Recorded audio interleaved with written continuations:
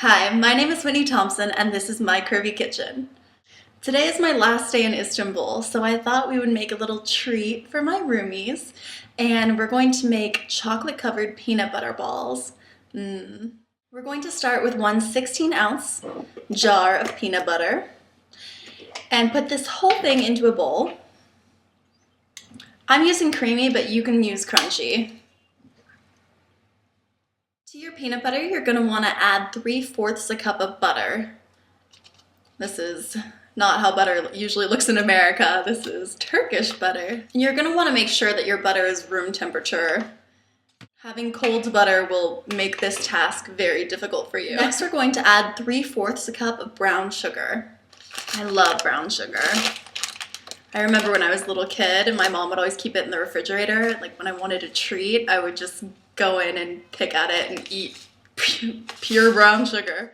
So you'll add 3/4 a cup, and you're going to add 3 3/4 cups of powdered sugar. I've had a few recipes where I've looked at it and gone, oh, 3/4 a cup, and obviously missed out on the extra 3. So very specifically, 3 3/4. Woo!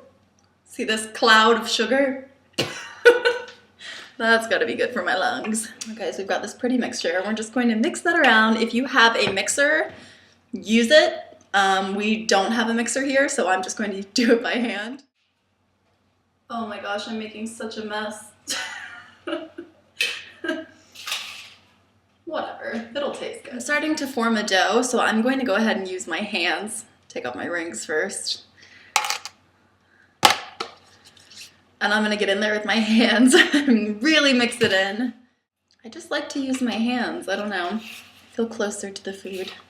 Oh my gosh, this smells so good. This would be really fun to make with kids too, because you can make a mess. These are great because you can use them with any season. You know, for Easter, you can shape the peanut butter into an egg, dip it in white chocolate, decorate it like that.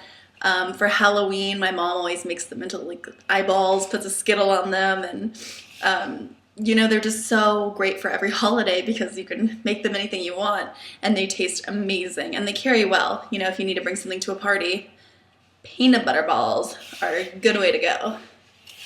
I wouldn't lie to you. Okay, so I am thoroughly mixed together. This is... So I'm going to set this aside, actually in the refrigerator. I'm going to cover it and let it chill, and I'm going to wash my hands and start melting the chocolate. Before I wash my hands, I thought maybe I should taste test it, so. It looks really gross. Yeah. Wow. That is money.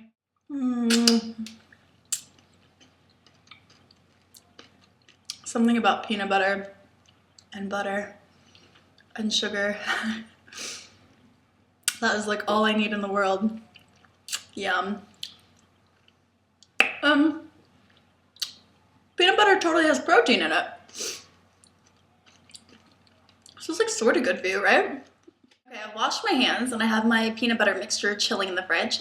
So I thought now would be a good time to melt some chocolate. And the proper way to do it would be with a double boiler, but I find today we can just pop it in the microwave. So I'm using dark chocolate today because I feel like it kind of makes it a more adult treat. But usually I use white chocolate because it's better to decorate. Everything shows up better, like, you know, for Easter eggs and Halloween eyeballs and whatever you're making. But yeah, I think for the girls, dark chocolate will be good, and it'll, you know, counterbalance that all the sugar that I just put in those. So you can use any kind of chocolate you want though. So I've got my dark chocolate and I'm going to put it in a microwave safe bowl. And I'm going to pop this in the microwave for 1 minute. It usually takes a little bit more, but at least it won't burn after 1 minute, knock on wood. I just pulled my chocolate out of the microwave and I'm going to stir it up. Oh yeah, we're totally melting. So I only put these in for 1 minute, but I think that's going to be enough. if you're melting it and it doesn't seem finished after 1 minute, do 10-second intervals until it is. Because once you burn the chocolate, you cannot come back from that. So that's the last thing you want to do. If you have all the time in the world and you want to use a double boiler, then I respect you for that, but not in today's kitchen. Now that I have my chocolate to the right consistency, I'm going to check on my peanut butter ball mixture and make sure it's chilled enough that I can actually use my hands to form balls with it. Okay, the mixture looks great, perfect consistency, so I'm going to start forming balls. If you're making these for a holiday, you can make them into any shape. Like I said, Easter eggs are really great and they taste so much better than anything you're gonna buy at the store. Or eyeballs, or Christmas trees, hearts, whatever you wanna do is totally fine. But today, just for the girls, we're gonna do balls. Easy for me. Okay, I'm gonna take a chunk of mixture and just like Play-Doh, roll it in between your hands.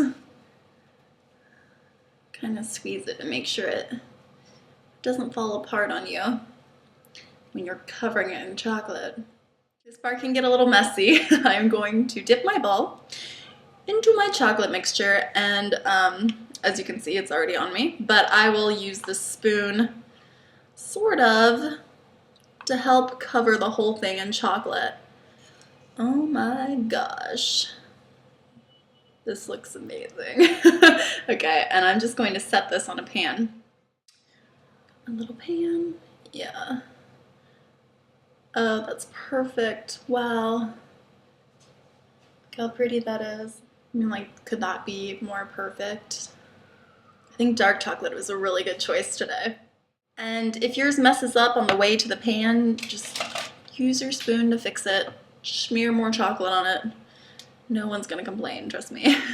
You guys, this dough is so easy and it is so good. I could literally just sit here and eat this. You can also make these as big or little as you want. And you can even, form the ball and put it on the pan. Just take your spoon and drizzle chocolate on it. Maybe if you have friends that like peanut butter more than they like chocolate. You can see it gives a really pretty effect. So you don't have to cover the entire thing in chocolate. You can do whatever your heart desires. What?